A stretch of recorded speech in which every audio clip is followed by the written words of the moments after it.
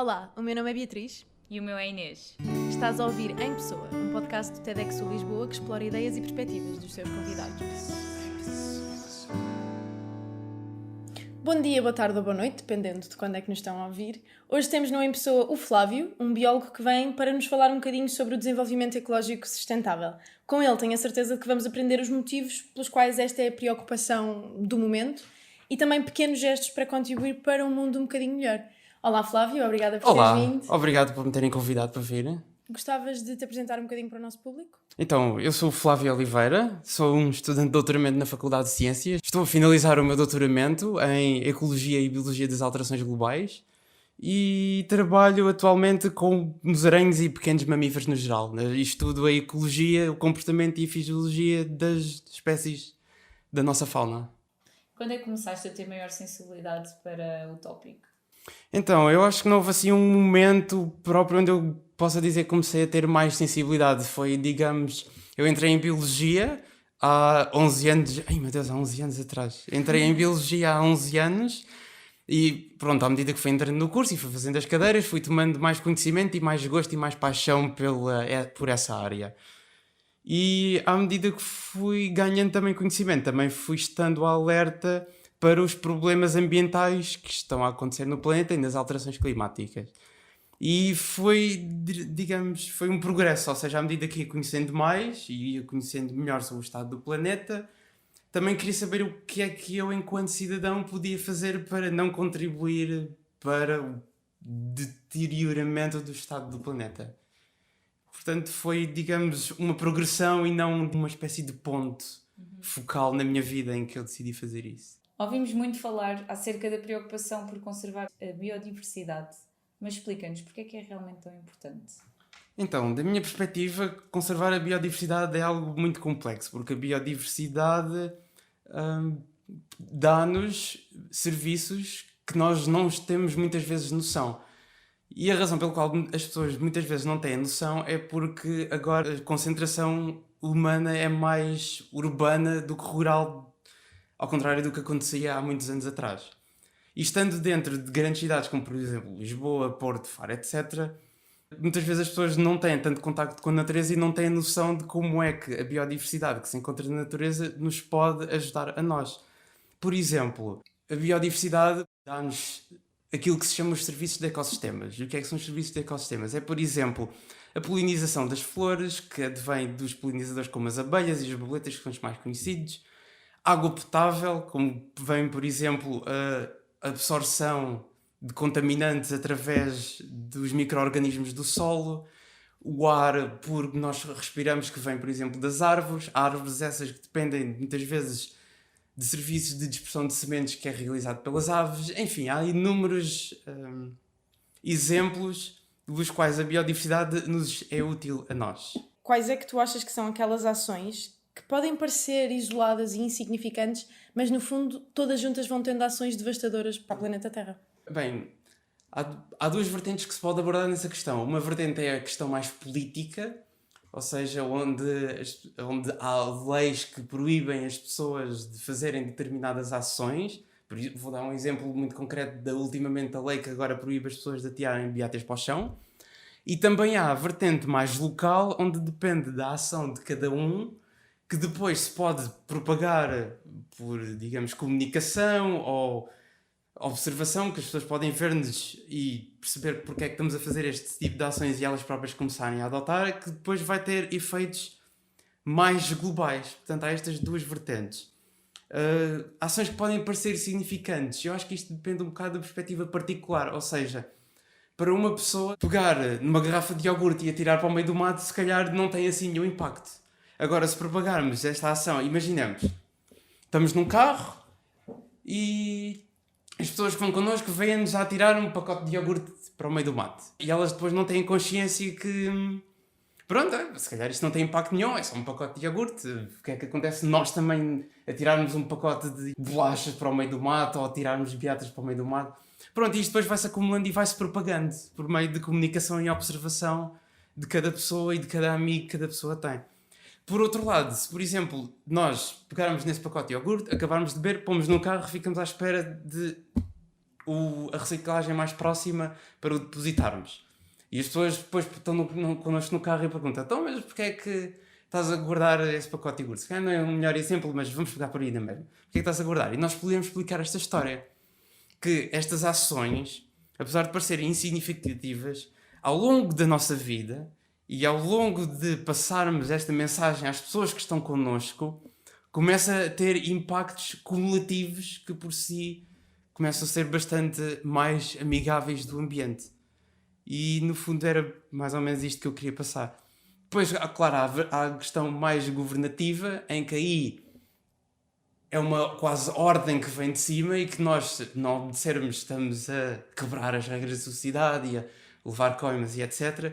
Que pronto, também é uma das preocupações agora destas novas guerras climáticas que, por exemplo, estão a ser promovidas por grandes personagens como a Greta Thunberg, que está a tentar passar a mensagem de que os políticos é que têm que agir e, de certa maneira, até é verdade. Mas sabes que eu já noto muito, e atenção, pode não ser pelas melhores razões, mas cada vez mais eu acho que os grandes partidos tradicionais, os grandes partidos de centro-direita e centro-esquerda, se focam mais no ambiente. As menções ao ambiente nos programas eleitorais acho que dispararam em 2019. Isso é verdade. Nos debates, toda a gente debate o ambiente, é o único assunto consensual. Aliás, eles até que não, eu sou mais ambientalista do que você. O Rui Rio foi ao programa de um grande canal generalista em horário nobre dizer: não, isto são as fotografias da caldeira ecológica que eu comprei para a minha casa. Ele levou fotografias da sua caldeira. Pá, será pelas melhores razões? Não, mas se calhar eles já compreendem que se não o mencionarem perderão o voto de muitas pessoas. E isso é que eu acho que é importante. É eles terem medo de, pá, se eu não for... Porque eu acho que ainda há muito esta ideia tradicional de quando tu tentas falar do que a Greta fala, as pessoas vão para os anos 60 e começam, os hippies do Woodstock, os que abraçam árvores, não é? E ainda há um bocadinho aquela ideia de esta malta, ambientalista e tal. Não é nada disso, não é? Nós não éramos ambientalistas até começarmos a perceber, olha, se não formos ambientalistas estamos todos tramados. Sim, eu acho que aí há duas questões relacionadas entre si, que é, por um lado, o problema dos hippies dos anos 70 e 80 é que aí não havia ainda muito fundamento científico. E é a grande diferença que há entre esses anos e agora. É porque agora há duas questões que é, temos muito mais evidências que as alterações climáticas estão a ocorrer, mas também vemos com os nossos próprios olhos que elas estão a acontecer. Nós chegamos a um ponto em que os impactos são visíveis. E precisamente por serem visíveis, as pessoas também estão a tomar mais consciência. Voltando agora um bocadinho às atitudes que nós temos no nosso dia-a-dia, de que forma é que tu achas que eles influenciam um pouco a nossa personalidade?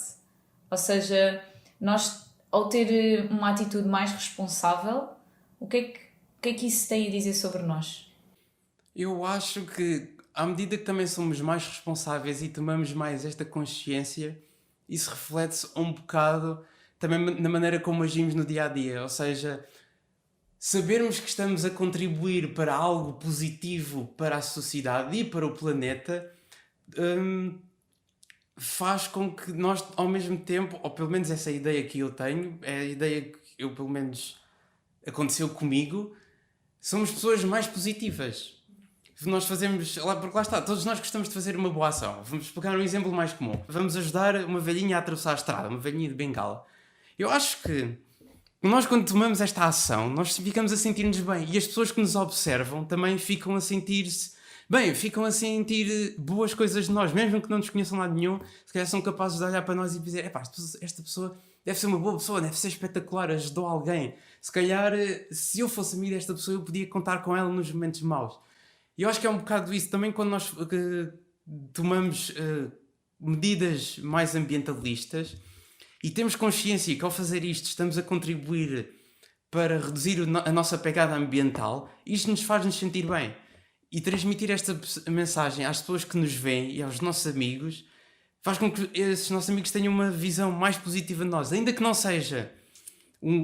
seja logo visível, se for medidas que nós vamos adotando ao longo do tempo, eles vão começando a tomar consciência disso. Eu tenho, por exemplo, esse exemplo com amigos meus. Eu, quando comecei a trabalhar mais com musaraños, que é um animal que muito pouca gente conhece, e eu agora, todos os meus amigos sempre que me veem me perguntam como é que estão os musaraños, Agora, por exemplo, tenho um amigo meu que há uns tempos atrás encontrou um musarém morto no quintal da casa dele e lembrou-se de me dizer. E se calhar se isto fosse outra altura, ou se eu não tivesse aparecido na vida dele, ele não se lembrava. Era tipo, são mais uma topeira morta, ou mais um animal morto, ou um ratinho que morreu para aqui. E agora não, como eu comecei mais a promover o que é que são musarães e porque é que eles são tão fascinantes, as pessoas já têm mais consciência de que isto é um animal que existe. Pelo menos têm essa ideia de que ele existe. E da mesma maneira que nós vamos promovendo mais medidas ambientalistas, medidas que reduzem a pegada ambiental, estamos a implantar uma semente na cabeça das pessoas.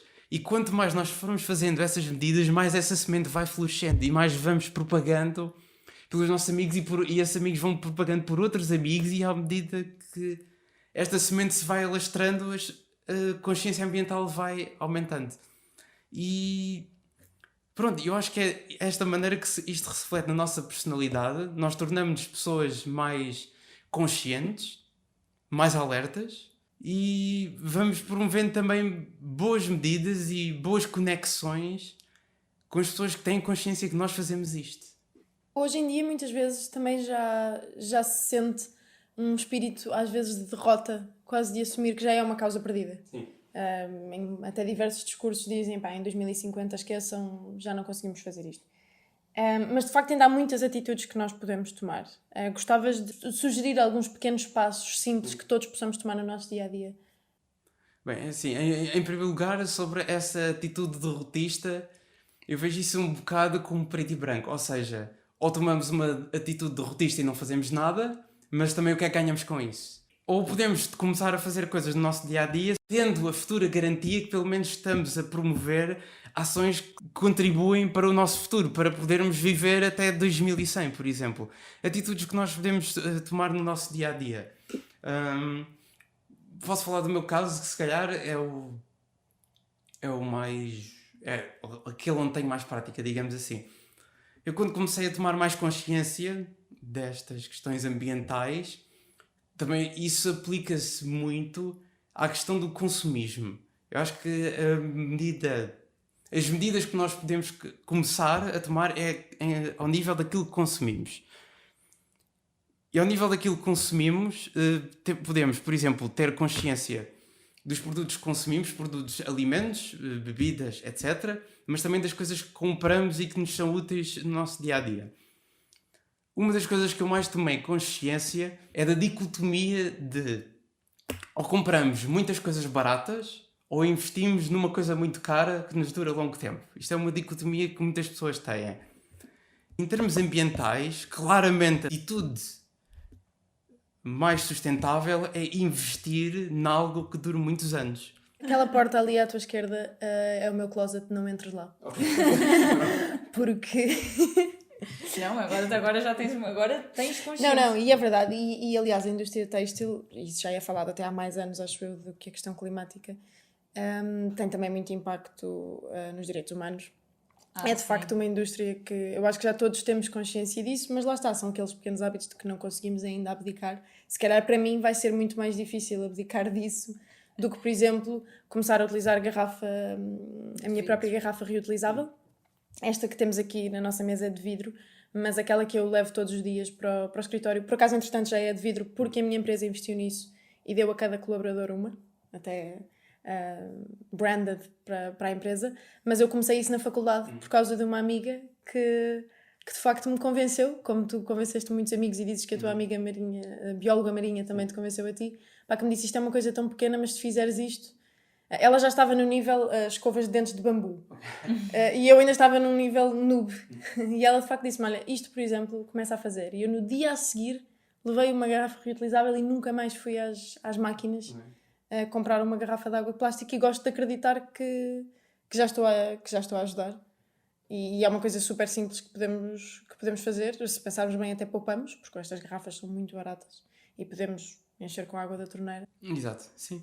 E, por exemplo, de fazer estas medidas, obviamente não é fácil, implica mudar estilos de vida, e uma coisa que os humanos certamente não gostam é de mudar os estilos de vida. Eles querem que as coisas sejam felizes e para sempre o máximo tempo possível. E isso nem sempre é fácil.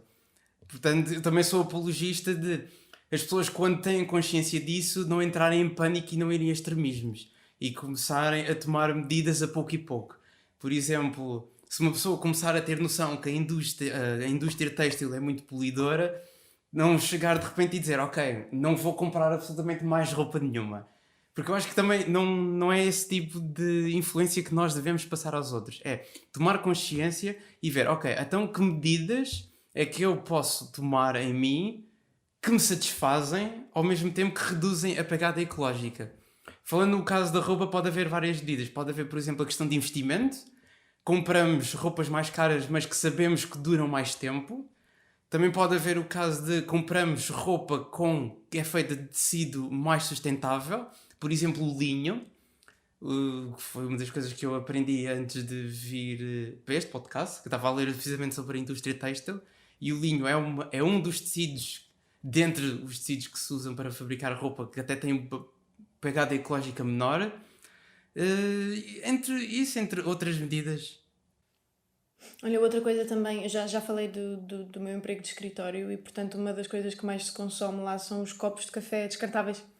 Sim, isso foi, sim. E a minha empresa até é relativamente grande e, portanto, todos os dias, eu nem consigo estimar, porque não quero dizer nenhuma para isso, mas a quantidade de copos de plástico que todos os dias são utilizados durante 10 segundos, porque tem um café curto, e que vão para o lixo, por exemplo, é enorme. E se calhar era simplesmente trazeres uma chávena. Sim. Já sabes que bebes entre 3 a 4 cafés por dia, vais sempre com a tua chávena, em vez de... Um lavatóriozinho ao lado. E temos, a maioria dos escritórios penso que hoje em dia já terá, e é, por exemplo, uma das coisas que não custa nada, porque quem é que não tem imensas canecas em casa, não é? Desde os 8 anos que nós oferecemos canecas É verdade. em todas as ocasiões, e é só levar uma delas e deixá-la no escritório, com alguma espécie de identificação.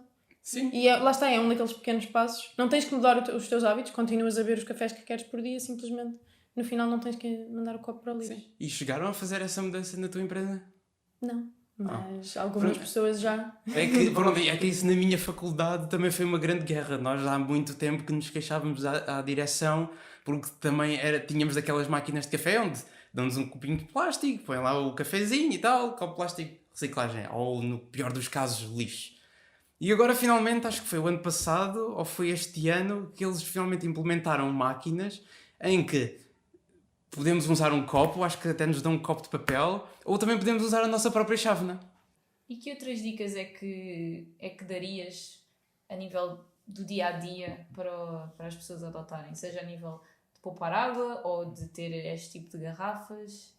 Por exemplo, em termos de poupar água, isto por acaso foi mais incentivado pela minha namorada, que é a Sara. E ela é que me começou a dar dicas para poupar água em casa, nomeadamente vários exemplos. Podemos reaproveitar a água do banho, por exemplo, colocar um alguidar perto do sítio onde tomamos banho, depois reaproveitar essa água e colocar no autocolismo, e assim poupamos a água que temos que usar para encher o autocolismo.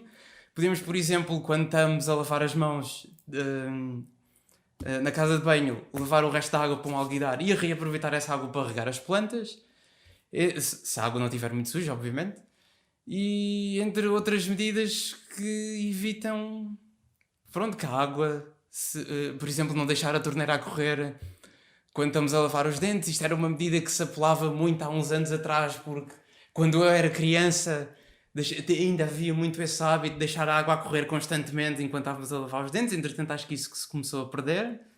Entre, várias outras medidas que se podem ir fazendo. Eu tenho estes 2 exemplos que são os mais mediáticos que eu agora adopto lá em casa. E é isso. E são simples. Sim, sabes que eu tenho uma familiar, a minha tia, que já há muitos anos que utiliza aquela água inicial quando tu só ligas o chuveiro para a água aquecer. Muitas vezes ainda nem estás lá dentro. Porque essa ainda é completamente limpa, não tens shampoo, não tens gel de banho.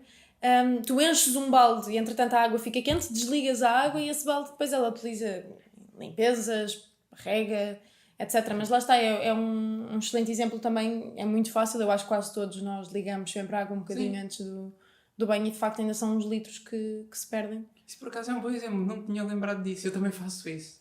E nunca me lembrei de fazer isso para o alguidar. Agora estou chocado.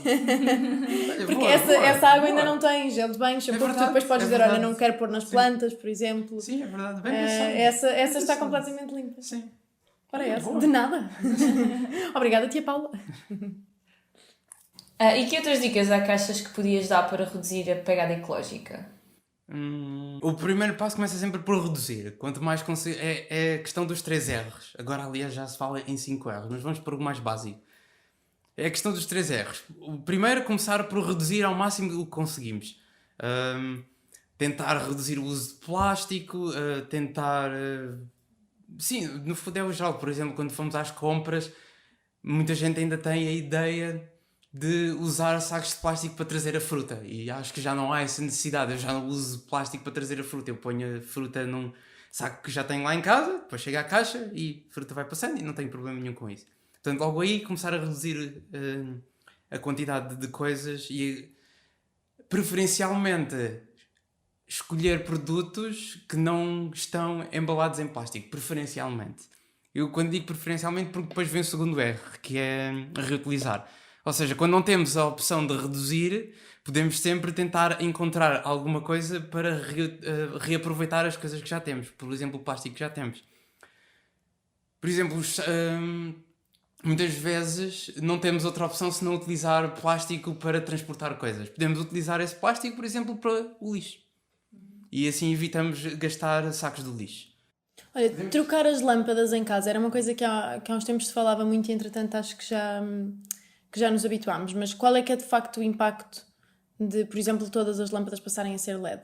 Não sei em termos de números, mas pelo que ouvi dizer, bastante. Em termos de energia, poupa-se bastante, o que acaba depois por ter impacto na produção de eletricidade, portanto, menos eletricidade que é produzida, menos eletricidade que é gasta, e aí também já estamos a ajudar o ambiente. E a nível das atividades de lazer que podemos fazer? A nível das atividades de lazer, aí eu aí começava por falar do meu caso. Por exemplo, em termos de atividades de lazer, vamos pegar, por exemplo, nas férias. Onde é que vocês gostam de ir de férias?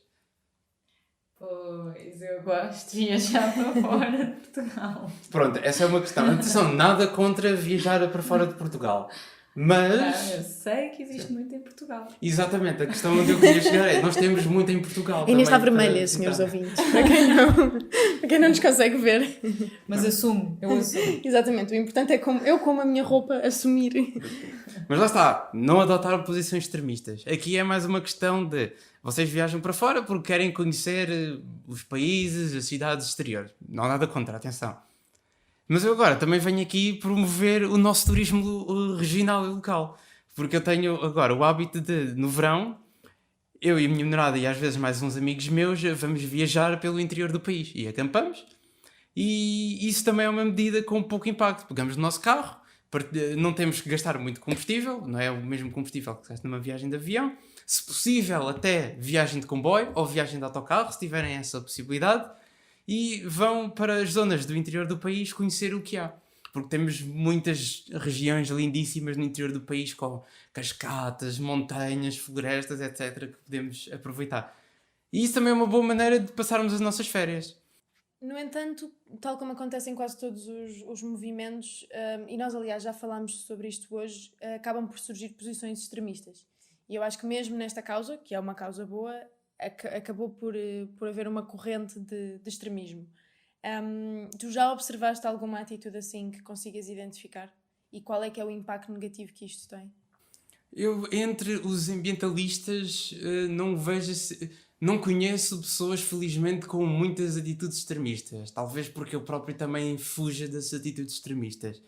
Mas e é por isso também que eu promovo que quando uma pessoa tem consciência destes problemas ambientais, que comece a fazer alterações na sua vida passo a passo e não comece a viver um estilo de vida hippie, digamos assim. Nada contra os hippies, atenção. Porque se fizermos uma mudança muito brusca, corremos o risco de adotar uma posição extremista. E uma posição extremista acaba por ser mau muitas vezes acaba por ser mau para as causas que nós estamos a tentar defender. Eu acho que até que um bom exemplo disto foi uma oradora que vocês tiveram. A Winnie Mule era o nome dela? Sim. Exatamente. Ela deu um bom exemplo de quanto o feminismo extremo é mau para as pessoas que estão a defender o feminismo. E aqui as causas ambientalistas não são diferentes. Quando uma pessoa adota medidas extremistas, vamos, por exemplo, Pensar em alguém que de repente vira completamente vegan e agora vira completamente vegan porque vê o impacto que consumir carne e peixe tem no ambiente. E depois isto pode levar a que essa pessoa depois comece a ver o mundo numa posição extremista e tente passar estas atitudes às pessoas. E lá está, os humanos não estão psicologicamente preparados para fazer mudanças drásticas no estilo de vida deles. Portanto, se uma pessoa de repente começa a tentar impor a sua vontade noutras pessoas e as suas medidas, isto acaba por ter o efeito oposto. Porque depois as pessoas começam a alienar-se contra a causa ambientalista. E é com isto que eu quero dizer que as posições extremistas podem levar Desmotiva um pouco os outros, os restantes. exatamente, desmotivam os outros a adotar as causas que nós estamos a defender. E descredibilizam até. Descredibilizam, sim. E também se nós fizermos assim mudanças tão radicais, depois é mais difícil nós continuarmos com essa atitude. Porque se eu assim de um momento para o outro mudar o meu tipo de refeição não é vegan. Se eu mudar de um dia para o outro para tudo vegan, de certeza que eu vou sentir repercussões no meu corpo. Sim. É muito brusco, eu não vou conseguir aguentar o tempo todo e pronto. Não é Sim, eu acho que isso até acho dado. Há pessoas que não conseguem logo fazer esse estilo, tem que ir sendo passo a passo. Há pessoas que conseguem, mas há outras que têm que ir sendo passo a passo, porque é uma mudança muito radical no nosso estilo de vida e o nosso paladar próprio tem que se habituar ao novo sabor das refeições vegan que vamos ter e etc. Por exemplo, eu também, quando comecei a ter consciência que consumir demasiada carne e peixe tem uma grande pegada ecológica, eu comecei a passar para refeições mais vegetarianas. Confesso, ainda continuo a comer carne e peixe, mas já não é tanto como antes. E o meu objetivo é eventualmente começar a ter uma dieta mais mediterrânica à base de frutos secos, legumes, etc. E não de ser completamente contra comer peixe ou comer carne, porque o que a dieta mediterrânica diz, e é uma das razões pelo qual eu gosto desta dieta, ela não diz não deves comer isto. Ela diz deves comer isto em moderação. Deves basear-te em frutas, vegetais, legumes, frutos secos, etc. E 1 ou 2 vezes por semana comeres carne. Ou então adotares, por exemplo, teres refeições mais à base de peixe, porque é rico em ômega 3 e ômega 3 é nutricional, etc. Pronto, é este tipo de posições, ou melhor, é este tipo de alterações graduais que eu acho que é mais produtivo para nós e para a nossa saúde, mas também para as pessoas que nos rodeiam se queremos defender esta causa. Bem, Pronto, já foi aqui um conjunto de iniciativas que se todos começarmos a tomar já teremos bastante impacto positivo. Flávio, para te conhecer um bocadinho melhor, tivemos a conversa com o teu amigo, Tiago Massarico. E fizemos-lhe uma pergunta. Vou-te ler a primeira pergunta. Tu e o Flávio são colegas de faculdade. Isso significa que há de haver alguma história memorável. Qual é a vossa? Vou ler a sua resposta. Quando está com amigos, o Flávio não tem filtros. Uma história que lhe vem à cabeça foi no início da faculdade, quando numa saída de campo, no âmbito do curso de Biologia, ficaram num parque de campismo. Tinham lá amigos, mas foram com outros colegas que não conheciam e ainda havia no parque muito estranhos. Nesse parque havia um escorrega bastante alto, que dava para uma piscina. E tu, Flávio? Por desafio ou vontade própria, o Tiago ainda hoje não sabe, gritaste do alto do escorrega, em plenos pulmões: Biologia! Já me lembro. Antes de descer do escorrega. Sim, foi isso. Já me lembro. É isso, Olha, nós também perguntámos ao Tiago se tu já o tinhas conseguido convencer a mudar o comportamento dele de alguma forma e se a vossa amizade já tinha contribuído para ele ganhar alguns hábitos daqueles que nós tivemos aqui a falar. E ele contou-nos que quando vocês começaram a ir às cantinas da universidade, toda a gente sabe, em todos os restaurantes, aliás, self-service, quando se pega no tabuleiro, a seguir há sempre um papel, costuma aliás ter uma publicidade a qualquer momento, para se pôr em cima do tabuleiro e só depois se começa a pôr pratos e talheres. E quando vocês eram calouros, tu disseste-lhe que biólogos não deviam gastar papel assim e portanto convenceste-o a nunca mais usar esse papel porque no fundo já sabias que o tabuleiro ia acabar por ser lavado e ia, portanto o papel não fazia diferença nenhuma e era só papel que estavas a gastar. Isto não foi uma coisa de que nós nos tínhamos lembrado, por acaso, hoje, mas achas que é uma boa dica? Sim. Acho que sim, é uma maneira de poupar papel se toda a gente começar a fazer. Na verdade, isso até foi uma medida que me incentivaram quando eu entrei na praxe de biologia. E eu ia almoçar à cantina e eles tinham uma medida de os biólogos não usam papel no tabuleiro. E eu, olha, por acaso está bem pensado, porque é que nós havemos de usar papel se eles depois lavam os tabuleiros na mesma e o papel vai para o lixo? Tipo, não faz sentido. Se sujar o tabuleiro, suja o tabuleiro vai ter que ser lavado na mesma. Então deixei de usar o papel. E isto já foi em 2008, dizias há pouco. Portanto, numa época em que só se falava de crise, já havia um grupo de alunos de biologia a pensar nisto. Sim, também agora há medida, por exemplo, isto foi incentivado pela minha amiga bióloga, que é a Teresa, a recusar as palhinhas nos restaurantes. Porque muitas vezes quando vamos àqueles restaurantes mais luxuosos, muitas vezes servem-nos aquelas bebidas, exatamente neste tipo de copos grandes, e depois vem uma palhinha de plástico. E eu ponho, porquê? Porquê que eu não posso apreciar a minha bebida tipo como um copo normal? E pronto, aí é questão de pedir, não quero palhinha de plástico, obrigado. Depois há uma coisa chata, que é, há restaurantes em que eles nos dão a palhinha embrulhada em plástico e nós temos a opção de usar. E há restaurantes em que eles já vêm com o copo, a bebida e a palhinha lá dentro. E aí é tentar não esquecer de perguntar, olha, e não, quando pedimos a bebida, dizer, não queremos palhinha no copo. Que é para eles não porem. Às vezes eles acabam por pôr na mesma e é irritante, mas alguns, felizmente, não sei o que é isso. Bem, vamos iniciar aqui um jogo para terminar este podcast. Sim. Bora. Tivemos aqui alguns momentos um bocadinho mais negativos e, portanto, agora queremos acabar com uma nota feliz. Não, mas de facto já aprendemos aqui. Mas aprendemos. E já vimos o quão influenciamos uns aos outros. E o quanto, no fundo, isto também vai ser geracional, eu acredito nisso. Da mesma maneira como, sei lá, quando os romanos começaram a invadir os países e as pessoas estavam contra eles e os seus netos já eram romanos e já não pensavam nisso. E se calhar aqui, de outra forma, isto vai acabar por acontecer. Se calhar os nossos netos, os nossos bisnetos, para eles já vai ser perfeitamente natural não utilizar plástico, o consumo de carne. Espero que sim. Eles não tenham que passar por isso. Pode ser que também na altura já haja mais medidas sustentáveis e assim as pessoas já têm mais... Já é incutido mesmo na educação delas e já não é uma mudança assim tão brusca. Bem, vamos ao jogo. Nós vamos ler-te algumas frases acerca de factos sobre ser vivos.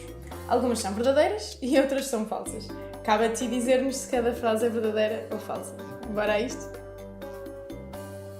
As vacas criam fortes laços de amizade entre si e quando são separadas umas das outras, ficam extremamente ansiosas. Isso parece-me verdadeiro. Verdadeiro, sim.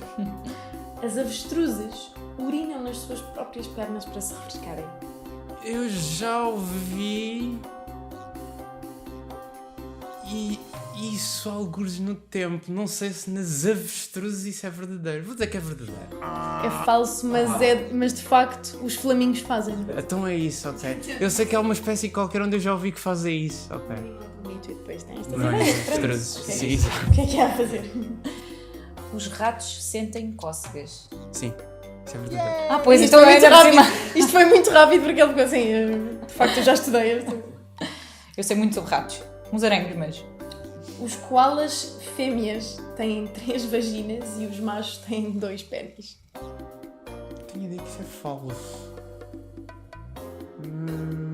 Se bem que eu também já ouvi qualquer coisa sobre isso. Agora estou na dúvida.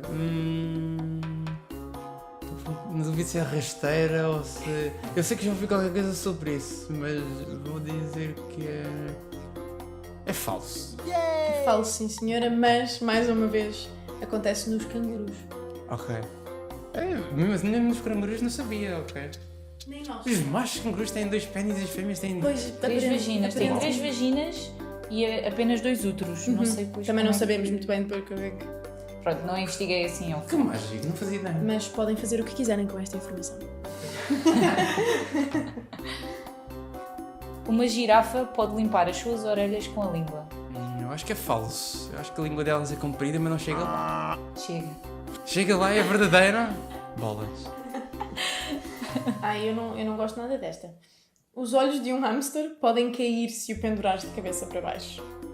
Nunca ouvi nada que me incentive isso, portanto vou dizer falso. Infelizmente é verdadeiro. verdadeiro. Por favor, eu apelo a todos os nossos ouvintes, nunca pendurem um hamster de cabeça para baixo.